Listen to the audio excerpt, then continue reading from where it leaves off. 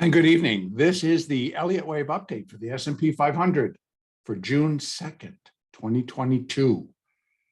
I apologize that my computers just can't seem to get the right dates downloaded in here onto YouTube. My sincere apologies. This is the correct update for June the 2nd, Thursday, June the 2nd. Here in the S&P, let me jump right into this and try to make it quick and easy. The S&P, along with the NASDAQ, has presented a pretty challenging picture for me in terms of what actually is going on and what is the market really tracing out. So I've gone back to the daily. I discussed this, I believe, on Monday when I made the longer updates, that there is a possibility that what this could be here in the S&P and also in the NASDAQ was that this 5 waves down off of the 4631 high produces minor wave 1. Now that's actually a major change in the labeling, but it does kind of fit. We've got this sudden surge of bullishness in the market. We're getting a lot of pundits coming in and telling us all about what's going to happen and why. But yet, it has not shown any evidence in terms of improvements to inflation, that the Fed really is considering being dovish and not hawkish and not just taking the summer off. All kinds of things. So I think we can get stuck in a false narrative, and that pushes a lot of buttons. Now, again, today's rally was strong in the S&P.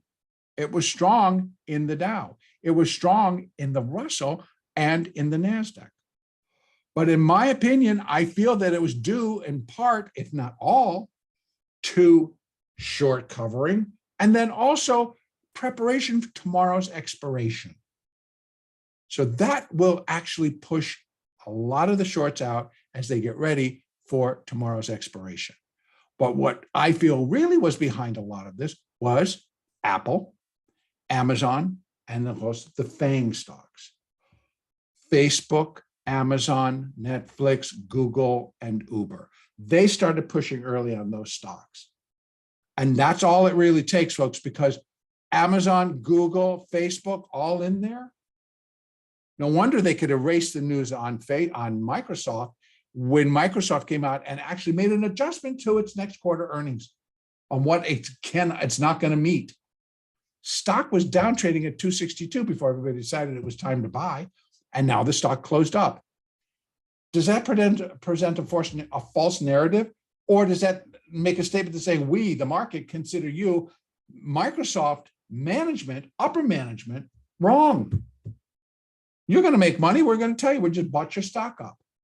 No, it doesn't mean that. It just means that it got caught up in a lot of basket buying just to kind of cover what they needed to cover in advance of tomorrow and possibly next week. What does it do to the wave count?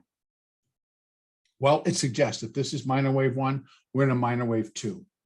What it also suggests is that we're likely going to get above 4202, maybe just by a little, maybe by a lot, get ourselves up to 4219, put in wave A of minor wave 2, then put in an ABC for wave B of minor wave 2, and then continue to do an additional run up, which has potential not only get above 4220, but to get above 4316.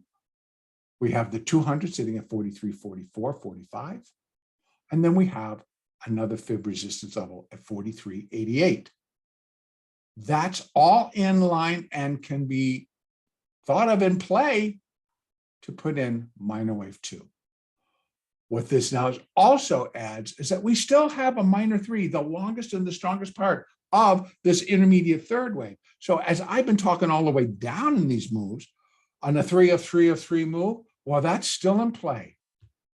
So this is not the completion of a minor third. It's not the completion of an intermediate third. It would not be the completion of the alternate view, which would say that this is intermediate A, intermediate B, intermediate C, and that puts in primary wave A.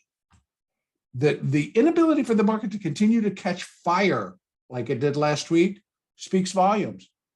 Not everyone is bullish. By all means, not everyone is bullish.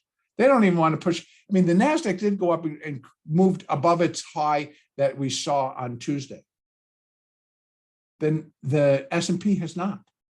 So I'm expecting that to occur to complete the A wave. Now, on the other side of that coin, if it fails and it turns and goes down and starts breaking below the moving averages, these are on the daily, these are already in a line to go down. The 20 would be as soon as the 4 and the 8 slip back below it, and then they'd all be in a line to go down. So that would mean that this ABC ended right there, and we put a minor wave 2 there. And that would produce, I think, a very, very severe downside move if everything just kind of collapsed from here. So here's your upside.